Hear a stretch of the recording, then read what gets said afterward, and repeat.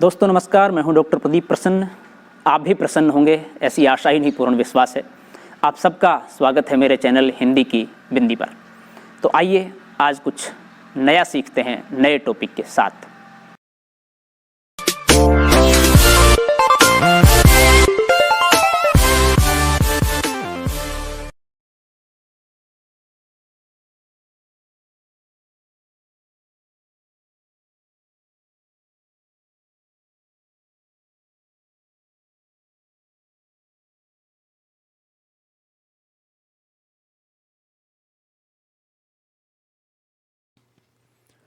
विद्यार्थियों, आज की वीडियो हम बना रहे हैं कक्षा 11 की हिंदी पाठ्यपुस्तक आरोह के पाठ 6 स्पीति में बारिश।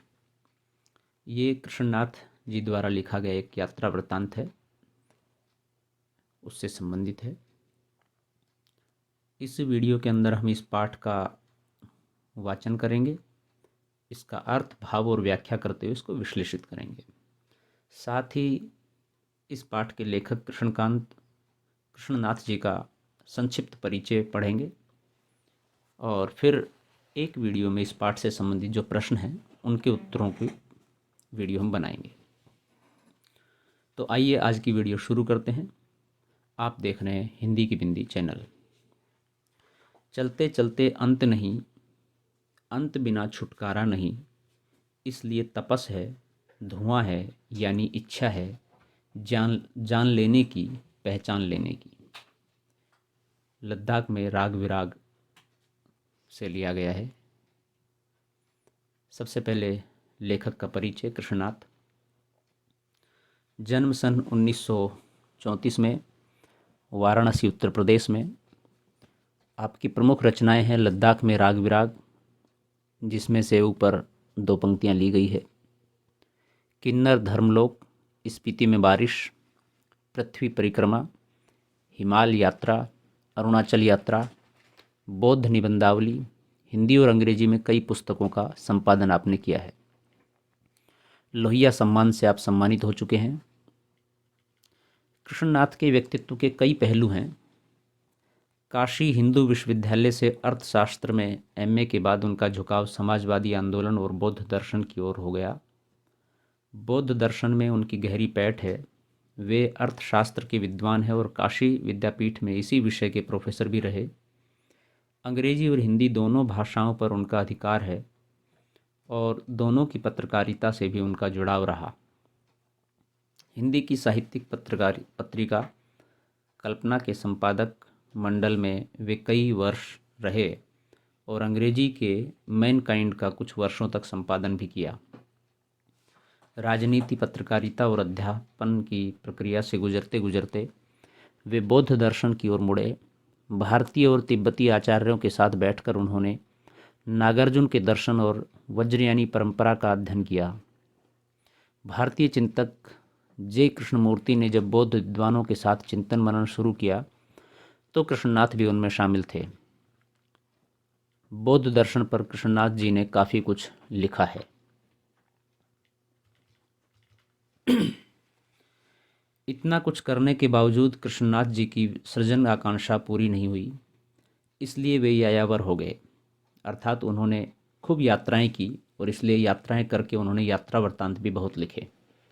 राहुल संस्कृत्यायन के बाद एक यायावरी ज़िंदगी जीने के लिए काफ़ी मशहूर रहे कृष्णनाथ जी और काफ़ी उन्होंने यात्रा वृत्तांत भी लिखे। एक यायावरी तो उन्होंने वैचारिक धरातल पर की थी, दूसरी सांसारिक अर्थ में। उन्होंने हिमालय की यात्रा शुरू की। एक वैचारिक धरातल और सांसारिक अर्थ से तात्पर्य ये है कि एक तो विचारों को, चीज़ों को जानने के लिए लोग किस तरह से रहते हैं, क्या है, ये सब। दूसरा संसार को जानने के लिए कि कौन कहाँ पर क्या है।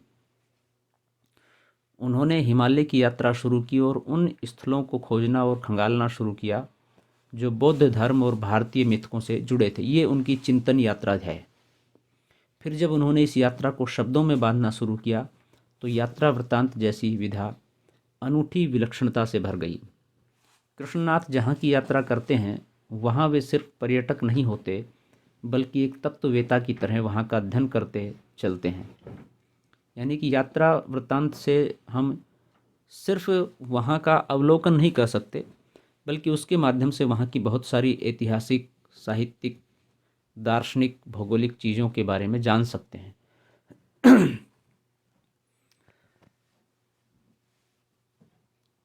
पर वे शुष्क अध्ययन नहीं करते, बल्कि उस स्थान विशेष से जुड़ी स्मृतियों को उघाड़ते हैं। ये वे स्मृतियाँ होती हैं जो इतिहास के प्रवाह में सिर्फ स्थानीय होकर रह गई हैं, लेकिन जिनका संपूर्ण भारतीय लोकमानस से गहरा रिश्ता रहा है। पहाड़ के किसी छोटे बड़े शिखर पर दुबक कर बैठी वह विस्मृत सी स्मृति मानो कृष्णकांत की प्रतीक्षा कर रही हो, और वे आएँ, उसे देखें और उसके बारे में लिखकर उसे जनमानस के पास ले जाएं। यानी कि निर्जन पहाड़, पेड़ पौधे, प्रकृति, इनको भी कैसे कोई व्यक्ति सजीव कर सकता है, और ऐसा महसूस हो इनका यात्रा वृत्तांत पढ़ते हुए जैसे कि ये पहाड़ बोल रहे हैं, जैसे कि झरने हमसे बात कर रहे हैं। उनमें एक जीवंतता, एक हलचल सी पैदा हो जाए, तो इस तरह का बहुत ही प्रभावित करने वाला नज़दीक का लेखन आपका रहा है। कृष्णनाथ के यात्रा वृत्तांत स्थान विशेष से जुड़े होकर भी भाषा, इतिहास, पुराण का संसार समेटे हुए हैं। पाठक उनके साथ खुद यात्रा करने लगता है। वे लोग जो इन स्थानों की यात्रा कर चुके होते हैं, वे भी अगर कृष्णनाथ के यात्रा वृत्तांत को पढ़ेंगे तो उन्हें कुछ नया लगेगा। उन्हें महसूस होगा कि उनकी पुरानी यात्रा अधूरी थी और कृष्णनाथ के यात्रा वृत्तांत को पढ़कर वह पूरी हुई। तो यात्रा वृत्तांत लिखने का एक अनूठा तरीका कृष्णनाथ जी के पास है। वो जिस भी स्थान की यात्रा करते थे उसके बारे में लिखते थे, और वो स्थान यदि किसी का देखा हुआ हो तो भी और न देखा हुआ तो भी उनको ऐसा लगता था जैसे कि वास्तव में यहाँ पर ये चीज़ तो हमने इस तरीके से देखी ही नहीं, जबकि वहाँ हम हो आए हैं, वो स्थान हमने देख लिया उसके बावजूद भी।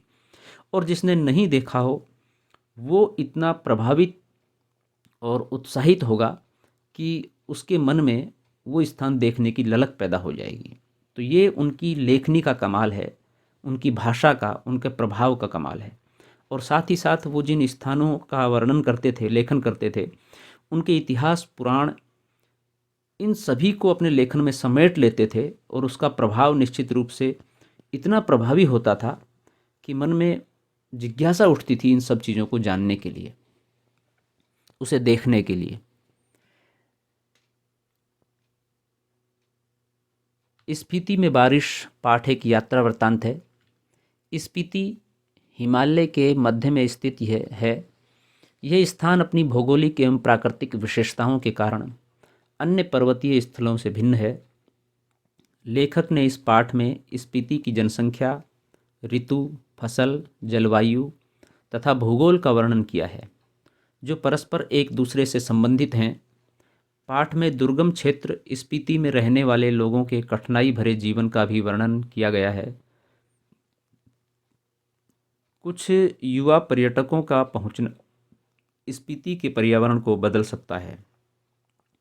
ठंडे रेगिस्तान जैसे स्पीति के लिए उनका आना वहां बूंदों भरा एक सुखद संयोग बन सकता है। तो अब हम इस यात्रा वृत्तांत का वाचन करते हैं। स्पीति में बारिश। स्पीति हिमाचल प्रदेश के लाहुल स्पीति जिले की तहसील है। लाहुल स्पीति का यह योग भी आकस्मिक ही है। इनमें बहुत योगायोग नहीं है। ऊंचे दर्रों और कठिन रास्तों के कारण इतिहास में भी कम रहा है। अलंग भूगोल यहाँ इतिहास का एक बड़ा कारक है। अलंग जिसे लांघा नहीं जा सकता, पार की नहीं किया जा सकता, बड़ा ही कठिन। अब जबकि संसार में कुछ सुधार हुआ है, तब भी लाहुल स्पीति का योग प्रायः वायरलेस सेट के जरिए है, जो केलिंग और काजा के बीच खड़कता रहता है। फिर भी केलिंग के बादशाह को भय लगा रहता है कि कहीं काजा का सूबेदार उसकी अवज्ञा तो नहीं कर रहा, कहीं बगावत तो नहीं करने वाला है। लेकिन सिवाय वायरलेस सेट पर संदेश भेजने के वह कर भी क्या सकता है। वसंत में भी 170 मील जाना आना कठिन है, शीत में प्राय असंभव है। यानी कि इस तरह का माहौल है, इस तरह की स्थिति है कि वहाँ वायरलेस सेट से ही बातें हो सकती है, संदेश भेजे जा सकते हैं, आना जाना बहुत कठिन असंभव सा है, खासतौर से सर्दी में। प्राचीन काल में शायद स्पीति भारतीय साम्राज्यों का अनाम अंग रही है। जब ये साम्राज्य टूटे तो यह स्वतंत्र रही है। फिर मध्य युग में प्राय लद्दाख मंडल और कभी कश्मीर मंडल, कभी बुशहर मंडल, कभी कुल्लू मंडल, कभी ब्रिटिश भारत के तहत रही है, तब भी प्राय स्वायत्त रही हैं। इसकी स्वायत्तता भूगोल ने सिरजी है। भूगोल ही इसकी रक्षा करता है, भूगोल ही इसका संहार भी करता है। अर्थात लगभग हर समय में ये स्वतंत्र रही है और इसको संभाला भूगोल ने है और इसको नष्ट भी भूगोल ने ही किया है। तो भूगोल ही इसका रक्षक है, पालनहार है। पहले कभी उन राजाओं का कोई हरकारा आता था तो उसके आते जाते वह अल्प बसंत बीत जाता था। हरकारा यानी कि कोई संदेशवाहक कोई सूचना लेके आता था तो इतना समय लग जाता था कि उसको 3 से 4 महीने लग जाते थे आने जाने में। तो तब तक तो जो बात कही गई है जिस मौसम में, उस मौसम के अनुकूल है ही नहीं, क्योंकि बदल जाता था वो। कभी कोई जोरावर सिंह जैसा आता था तो स्पीति का तरीका वही था जो तुपची लिंग गोनपा में मैंने देखा। ये एक स्थान का नाम है। जब डायनामाइट का विस्फोट हुआ तो लाहुली हदस कर, आँख बंद कर, चांगमा का तना पकड़ या एक दूसरे को पकड़ कर बैठ गए। जब धमाका गुजर गया तो फिर डरते डरते आँख खोलकर उठे। जोरावर सिंह के आक्रमण के समय स्पीति के लोग घर छोड़कर भाग गए। उसने स्पीति को और वहाँ के विहारों को लूटा। यह अप्रतिकार शायद स्पीति की सुरक्षा की पद्धति है। यानी कि व्यक्ति वहाँ के निवासी घरों को छोड़ करके जंगलों में जा कर के पेड़ों का सहारा लेकर के एक दूसरे को सांत्वना देते हुए अपने जीवन की रक्षा करते थे। और एक तरह से अपने जीवन की नहीं, स्पीति की रक्षा वो इस तरह से करते थे जब कोई इस तरह से आक्रांता आक्रमण करने के लिए आता था। तो स्पीति में जनसंख्या लाहौल से भी कम है। 1901 की जनगणना के अनुसार 3231 रही है।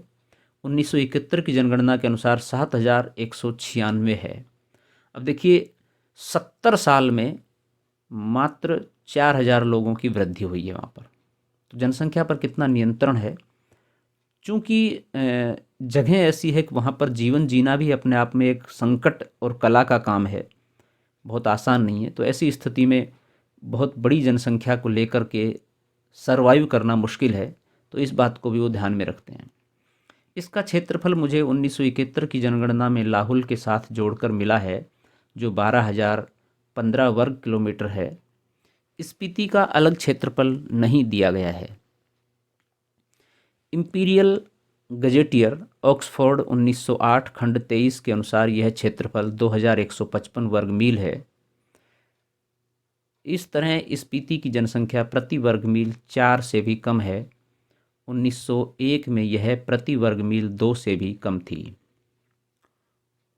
लाहौल स्पीति का प्रशासन ब्रिटिश राज से भारत को जस का तस मिला, यानी कि जैसा था वैसा ही मिला, उसमें कोई परिवर्तन नहीं है। अंग्रेज़ों को यह 1846 ईस्वी में कश्मीर के राजा गुलाब सिंह के जरिए मिला।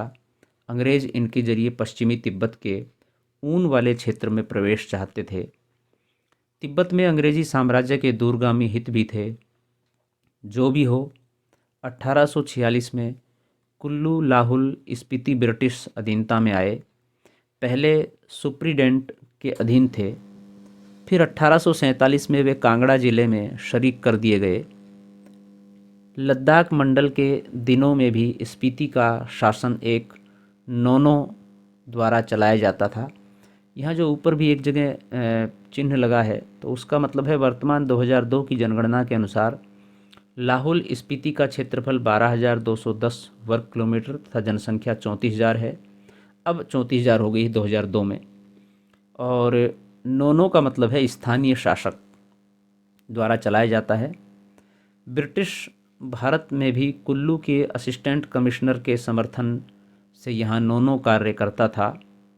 इसका अधिकार क्षेत्र केवल द्वितीय दर्जे के मजिस्ट्रेट के बराबर था, लेकिन स्पीति के लोग इसे अपने राजा ही मानते थे।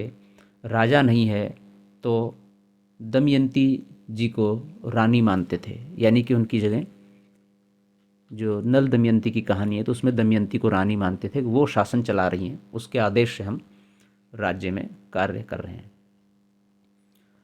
1873 में स्पीति रेगुलेशन पास हुआ, जिसके तहत लाहौल और स्पीति को विशेष दर्जा दिया गया।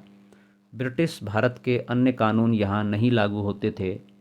रेगुलेशन के अधीन प्रशासन के अधिकार नौनों को दिए गए, जिसमें मालगुजारी इकट्ठा करना और छोटे छोटे फौजदारी के मुकदमों का फैसला करना भी शामिल था। उसके ऊपर के मामले वह कमिश्नर के पास भेज देता था। उन दिनों लाहौल स्पीति का वृत्तांत कांगड़ा जिले के अंतर्गत कुल्लू तहसील में मिलता है। स्वराज्य के बाद 1960 में लाहौल स्पीति पंजाब राज्य के अंतर्गत एक अलग ज़िला बना दिया गया, जिसका केंद्र केलंग में है। 1966 में जब हिमाचल प्रदेश राज्य बना तो लाहौल स्पीति उसका उत्तरी छोर का ज़िला हो गया। यह देश का सबसे दुर्गम क्षेत्र है, बड़ा ही कठिन क्षेत्र है ये। स्पीति 31.42 और 32.59 अक्षांश उत्तर और 77.26 और 78.42 पूर्व देशांतर के बीच स्थित है। ये चारों ओर से ऊंचे ऊंचे पहाड़ों का कैदी है। इन पहाड़ों की औसत ऊंचाई 18,000 फीट है। यह पहाड़ उसे पूर्व में तिब्बत, पश्चिम में लाहौल, दक्षिण में किन्नौर और उत्तर में लद्दाख से अलग करते हैं, यानी कि उनके चारों तरफ पहाड़ है, एक तरह से ये कवर्ड है। इसकी मुख्य घाटी इसी नाम की स्पीति नदी की घाटी है। स्पीति पश्चिम हिमालय में लगभग 16,000 फीट की ऊंचाई से निकलकर पूर्व में तिब्बत में बहती है। जो नदी है वह वहाँ से स्पीति में आती है। स्पीति से बहकर पुराने रामपुर बुशहर राज्य में, अब कन्नौर जिले में बहती हुई सतलुज में मिलती है। मेरी इस स्पीति नदी से प्रीति है, लेखक का इससे स्नेह है, प्रेम है। स्पीति में मैं सिर्फ इसी नदी को पहचानता हूँ। सुनता हूँ कि कोई पारा नदी भी है, फिर घाटी है। स्पीति के अलावा पिन की घाटी प्रसिद्ध है। मान भाई से इसका किस्सा सुना है। अत्यंत बीहड़ और वीरान है, यानी कि यहाँ कोई आता जाता नहीं है, बहुत सुनसान रहता है। इनमें से शायद स्पीति की घाटी ही आबाद है। जैसी वह आबाद है वह आप देख ही रहे हैं। प्रति वर्ग मील 4 से भी कम लोग बसते हैं, यानी कि इतनी अधिक जगहें छोड़ छोड़ के लोग बसे हुए हैं, बहुत गैप है।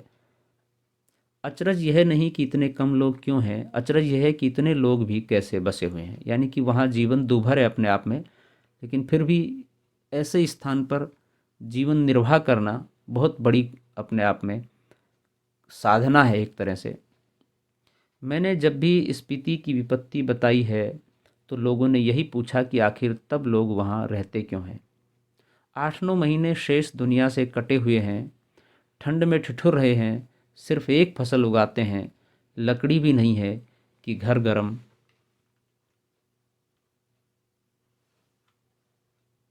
रख सकें।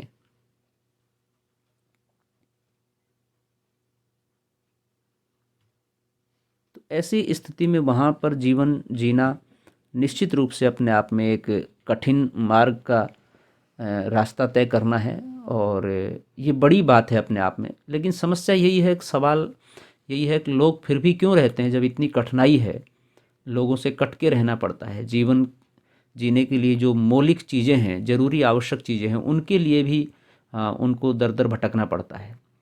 वृत्ति नहीं, यानी कोई काम नहीं है, फिर क्यों रहते हैं? क्या अपने धर्म की रक्षा के लिए रहते हैं, अपनी जन्मभूमि के ममत्व के कारण रहते हैं, या इस मजबूरी में रहते हैं कि कहीं और जा नहीं सकते, कहाँ जाएं, या फिर और बातों के साथ साथ यह सब कारण है? मैं नहीं जानता। मैं तो इतना ही देखता हूँ कि यहाँ रह रहे हैं इसलिए रह रहे हैं, और कोई तर्क नहीं है। तर्क से हम किसी चीज़ को भले सिद्ध कर सकें, स्पीति में रहने को नहीं। यानी कि स्पीति में रहना अपने आप में एक बड़ी बात है, उसको किसी बात से सिद्ध भी नहीं किया जा सकता किस कारण से वो रह रहे हैं। लेकिन तर्क का इतना मोह क्यों? ज़्यादा करके संसार और निर्वाण अतर्क है, तर्क के परे हैं। यानी कि इस पूरी दुनिया को और निर्वाण यानी कि मृत्यु को, दोनों को ही आप तर्क से परे रख सकते हो, क्योंकि उसका कोई तर्क नहीं है। व्यक्ति जीवित क्यों है और व्यक्ति मरता क्यों है, इन दोनों के तर्क नहीं है। स्पीति नदी के साथ साथ मेरा थोड़ा परिचय स्पीति के पहाड़ों का भी है। स्पीति के पहाड़ लाहुल से ज़्यादा ऊंचे, नंगे और भव्य हैं। इनके सिरों पर स्पीति की नर नारियों का आर्तनाद जमा हुआ है। शिव का अट्टहास नहीं, हिम का आर्तनाद है, यानी कि बर्फ। ठिठुरन है, गलन है, व्यथा है, पीड़ा है, संकट ही संकट है। इस व्यथा की कथा इन पहाड़ों की ऊंचाई के आंकड़ों में नहीं कही जा सकती। फिर भी जो सुंदरता को इंच में मापने के अभ्यासी हैं, वे भला पहाड़ को कैसे बख्श सकते हैं। वे ये जान लें कि स्पीति मध्य हिमाचल की घाटी है, जिसे वे हिमालय जानते हैं। स्केटिंग, सौंदर्य प्रतियोगिता, आइसक्रीम और छोले भटूरे का कुल्लू मनाली, शिमला, मसूरी, नैनीताल, श्रीनगर, वे सब हिमालय नहीं है। हिमालय का तलवा है, शिवालिक या पीर पंचाल या ऐसा ही कुछ उसका नाम है। यह तलहटी है। रोहतांग जोत के पार मध्य हिमालय है। इसमें ही लाहुल स्पीति की घाटियां हैं। इन घाटियों की औसत ऊंचाई नापी गई है। श्री कनिंघम के अनुसार लाहुल की समुद्र की सतह से ऊंचाई 10,535 फीट है। स्पीति की 12,986 फीट है, यानी लगभग 13,000 फीट तो औसत ऊंचाई है, सामान्य ऊंचाई है। मध्य हिमालय की जो श्रेणियां स्पीति को घेरे हुई हैं, उनमें से जो उत्तर में है उसे बारालाचा श्रेणियों का विस्तार समझें। बारालाचा दर्रे की ऊंचाई का अनुमान 16,221 फीट से लगाकर 16,500 फीट का लगाया गया है। इस पर्वत श्रेणी में दो चोटियों की ऊंचाई 21,000 फीट से अधिक है। दक्षिण में जो श्रेणी है वह माने श्रेणी कहलाती है। इसका क्या अर्थ है? कहीं यह बौद्धों के माने मंत्र के नाम पर तो नहीं है? ओम मणि पद में हूँ, इनका बीज मंत्र है। इसका बड़ा महात्म्य है। इसे संक्षेप में माने कहते हैं। कहीं इस श्रेणी का नाम इस माने के नाम पर तो नहीं है। अगर नहीं है तो करने जैसा है। यहाँ इन पहाड़ियों में माने का इतना जाप हुआ है कि यह नाम उन श्रेणियों को दे डालना ही सहज है। यानी कि इस मंत्र का बहुत जाप होता है, तो ये नाम दे देना चाहिए यहाँ की पहाड़ियों को, यहाँ के स्थानों को। इंपीरियल गजेटियर में माने श्रेणी की ऊंचाई 21,646 फीट बताई गई है। यह तो इस श्रेणी की किसी चोटी की ऊंचाई होगी, पूरी श्रेणी की ऊंचाई तो एक नहीं होगी। इसमें जो छोटी छोटी चोटियां हैं उनकी ऊंचाई भी 17,000 फीट से अधिक है। कई गांव समुद्र की सतह से 13,000 फीट से ऊंचे बसे हैं। एक या दो 14,000 फीट की ऊंचाई पर हैं। यह मध्य हिमालय है, इसमें स्पीति स्थित है, यानी कि यहाँ स्पीति स्थित है, बसी हुई है। इसके पार बाह्य हिमालय दिखता है। इसकी एक चोटी 23,064 फीट ऊंची बताई जाती है। इसमें कई चोटियाँ 20,000 फीट से भी अधिक ऊंची हैं। मैं ऊंचाई के माप के चक्कर में नहीं हूँ, न इनसे होड़ लगाने के पक्ष में हूँ। वह एक बार लोसर में जो कर लिया सो बस है। इन ऊंचाइयों से होड़ लगाना मृत्यु है। हाँ, कभी कभी उनका मान मर्दन करना मर्द और औरत की शान है। मैं सोचता हूँ कि देश और दुनिया के मैदानों से और पहाड़ों से युवक युवतियाँ आएँ और पहले तो स्वयं अपने अहंकार को गलाएं, फिर इन चोटियों के अहंकार को चूर चूर करें, अर्थात उनकी यात्राएं करें। किसी भी पर्वत के मान को मर्दन करना, यानी कि उसके ऊपर चढ़ना, कि हम तुमसे भी आगे, तुमसे भी ऊपर निकल सकते हैं, तुमको भी भेद सकते हैं, तुम पर भी चढ़ाई कर सकते हैं।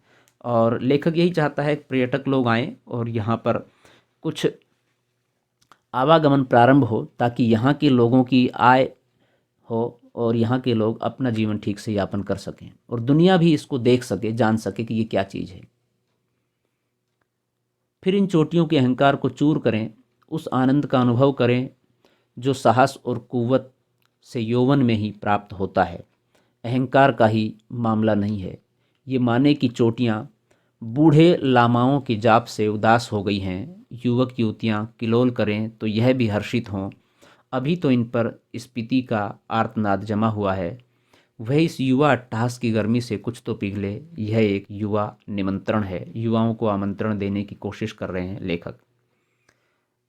ये ध्वनि मंत्र है, ये माने जो है जो ध्यान साधना के लिए प्रयुक्त होता है। बोधिसत्व आर्य अवलोकितेश्वर ने इस मंत्र का सबसे पहले उच्चारण किया था। इसके उच्चारण से करुणा की उत्पत्ति होती है। ये स्पीति का दृश्य है, किस तरह से देखिए कठिनाई भरा रास्ता है और कहाँ पर लोगों ने अपने मकान घर बना रखे हैं। स्पीति लाहौल की तरह ही स्पीति में भी 2 ही ऋतुएं होती हैं। कहीं मैंने षड ऋतुओं का बखान किया है, 6 ऋतुओं का। वह अभ्यास दोष के कारण है। यहाँ जून से सितंबर तक की एक अल्पकालिक बसंत ऋतु है, शेष वर्ष शीत ऋतु होती है। वसंत में जुलाई में औसत तापमान 15 डिग्री सेंटीग्रेड और शीत में जनवरी में औसत तापमान 8 डिग्री रिकॉर्ड किया गया है। औसत से कुछ अंदाज नहीं लगता। वसंत में दिन गर्म होता है, रात ठंडी होती है। शीत में क्या होता है इसकी कल्पना ही की जा सकती है, कभी रहकर देखा जा सकता है। स्पीति में वसंत लाहौल से भी कम दिनों का होता है। वसंत में भी यहाँ फूल नहीं खिलते, न हरियाली आती है, न वह गंध होती है। दिसंबर से घाटी में फिर बर्फ़ पड़ने लगती है और अप्रैल मई तक रहती है। यहाँ ठंडक भी लाहौल से ज़्यादा पड़ती है। नदी नाले सब जम जाते हैं और हवाएं तेज चलती हैं। मुंह, हाथ और जो खुले अंग हैं उनमें जैसे शूल की तरह चुभती है, इतनी तेज इतनी ठंड हवा है। स्पीति में लाहौल से भी कम वर्षा होती है। मध्य हिमालय मानसून की पहुंच के परे है। यहाँ बरखा बाहर नहीं है। कालिदास को अपने ऋतु संहार में यहाँ वर्षा का तो संहार ही करना पड़ेगा, यानी कि बारिश है ही नहीं। कालिदास में वर्षा का क्या ठाठ है। यह वर्षा वर्णन इस प्रकार शुरू होता है। प्रिय जल की फुहारों से भरे बादलों के मतवाले हाथी पर चढ़ा हुआ, चमकती हुई बिजलियों की झंडियों को फहराता हुआ और बादलों की गरज के नगाड़े बजाता हुआ, यह कामी जनों का प्रिय पावस राजाओं का सा ठाठ बाट बनाकर आ पहुंचा। ये पावस यहाँ नहीं पहुंचता है। कालिदास की वर्षा की शोभा विंध्याचल में है, हिमाचल की इन मध्य की घाटियों में नहीं है। मैं नहीं जानता कि इसका लालित्य लाहौल स्पीति के नर नारी समझ भी पाएंगे या नहीं। वर्षा उनके संवेदन का अंग नहीं है। वह यह जानते नहीं हैं कि बरसात में नदियाँ बहती हैं, बादल बरसते हैं, मस्त हाथी चिंघाड़ते हैं, जंगल हरे भरे हो जाते हैं, अपने प्यारों से बिछड़ी हुई स्त्रियां रोती कलपती हैं, मोर नाचते हैं और बंदर चुप मारकर गुफाओं में जा छिपते हैं। यानी कि बारिश वहाँ बहुत कम मात्रा में होती है, न के बराबर होती है। तो बारिश में होने वाली प्रतिक्रियाओं के बारे में, उसके आनंद उल्लास या उसमें परेशानी जो होती है उनके बारे में वो लोग अनभिज्ञ हैं, जानते ही नहीं हैं। तो कालिदास ने जिस तरह से ऋतु संहार में वर्णन किया है वो सब तो एक तरह से यहाँ तो कुछ है ही नहीं। अगर कालिदास यहाँ कर कहें कि अपने बहुत से सुंदर गुणों से सुहानी लगने वाली, स्त्रियों का जी खिलौने वाली, पेड़ों की टहनियों और बेलों की सच्ची सखी तथा सभी जीवों का प्राण बनी हुई वर्षा ऋतु आपके मन की सब सांधें पूरी करें, तो शायद स्पीति के नर नारी यही पूछेंगे कि यह देवता कौन है, कहाँ रहता है, यहाँ क्यों नहीं आता। अर्थात बारिश बादल ये यहाँ है ही नहीं। स्पीति में कभी कभी बारिश होती है। वर्षा ऋतु यहाँ मन की साध पूरी नहीं करती। धरती सूखी ठंडी और वंध्या रहती है। यानी कि कोई 1-2 बारिश, बहुत हल्की बारिश हो गई तो उसमें बारिश नहीं कहते, नाम मात्र की है। स्पीति में साल में एक फसल होती है। मुख्य फसलें हैं 2 किस्म का, जौ, गेहूँ, मटर और सरसों। इसमें भी जो मुख्य है, सिंचाई का साधन पहाड़ों से आ रहे नाले हैं या उन पर बनाए कूल हैं। ये नालियाँ पहाड़ों के किनारे किनारे बहुत दूर तक जाती हैं। स्पीति नदी का तट इतना चौड़ा है कि इसका पानी किसी काम में नहीं आ पाता। स्पीति में ऐसी भूमि बहुत है जो खेती के लायक बनाई जा सकती है। शर्त इतनी है कि इसके लिए स्पीति में जल उलीचा जाए, अर्थात जल छोड़ा जाए, जल लाया जाए, या फिर पानी का कोई और स्रोत पहुंचाया जाए। स्पीति में कोई फल नहीं होता। मटर और सरसों को छोड़कर कोई सब्जी नहीं होती। शायद ऊंचाई, वायुमंडल के दबाव में कमी, ठंड की अधिकता, वर्षा की कमी वगैरह के कारण यहाँ पेड़ नहीं होते। इसीलिए स्पीति विशेषकर नंगी और वीरान है, बिल्कुल सुनसान सा है यहाँ पर। क्योंकि बारिश नहीं है तो पेड़ पौधे, फसल नहीं होती है, वो उग नहीं पाते हैं। वर्षा यहाँ एक घटना है, एक सुखद संयोग है। हम काजा के डाक बंगले में सो रहे थे तो लगा कि कोई खिड़की खड़का रहा है। आधी रात का भी पिछला पहर है, इस समय कौन है। लैंप की लो तेज की, खिड़की का एक पल्ला खोला तो तेज हवा का झोंका मुंह और हाथ को जैसे छीलने लगा। मैंने पल्ला भिड़ा दिया, यानी खिड़की बंद कर दी। उसकी आड़ से देखने लगा, देखा कि बारिश हो रही है। मैं उसे देख नहीं रहा था, उसे सुन रहा था। अंधेरा, ठंड और ठंडा और हवा का झोंका आ रहा था, जैसे बर्फ़ का अंश लिए तुषार जैसी बूंदें पड़ रही हो, जैसे नगाड़े पर थाप पड़ रही थी। दुंग छेन को हवा बजा रही थी। महाशंख की ध्वनि घाटी में तैर रही थी। स्पीति की घाटी में वर्षा हो रही थी। कमरे में ठंड बढ़ रही थी। मैं बिस्तर में पड़ा पड़ा मालूम नहीं कब सो गया। सुबह उठा, चाय पीते पीते सुना कि स्पीति के लोग कह रहे हैं कि हमारी यात्रा शुभ है। स्पीति में बहुत दिनों बाद बारिश हुई है। यानी कि स्पीति में बारिश होना अपने आप में बड़ा ही शुभ संकेत है, क्योंकि कई साल लग जाते हैं बारिश होने में। तो विद्यार्थियों, ये था आज का पाठ, आज की वीडियो, स्पीति में बारिश। कृष्णनाथ द्वारा लिखा गया यात्रा वृत्तांत का ये अंश। बहुत ही सुंदर और मार्मिक वर्णन है। वीडियो आपने पूरी देखी, इसके लिए आपका बहुत बहुत धन्यवाद। आशा करते हैं वीडियो आपके लिए लाभान्वित होगी। यदि आपको वीडियो अच्छी लगी तो इसे लाइक करें, शेयर करें, कमेंट्स करें और हिंदी की बिंदी चैनल को सब्सक्राइब करना न भूलें। और साथ ही साथ बेल आइकॉन को भी दबाएं, ताकि सभी वीडियो की सूचना आप तक पहुंच जाएं। और यदि आपके मन में कोई सवाल, कोई जिज्ञासा, कोई प्रश्न हो इस वीडियो को लेकर या अन्य किसी टॉपिक को लेकर, तो आप कमेंट्स के माध्यम से बताइए, हम उसका समाधान करने का प्रयास करेंगे। आज के लिए इतना ही। नेक्स्ट वीडियो में नेक्स्ट टॉपिक साथ फिर मिलते हैं। तब तक के लिए शुक्रिया, नमस्कार।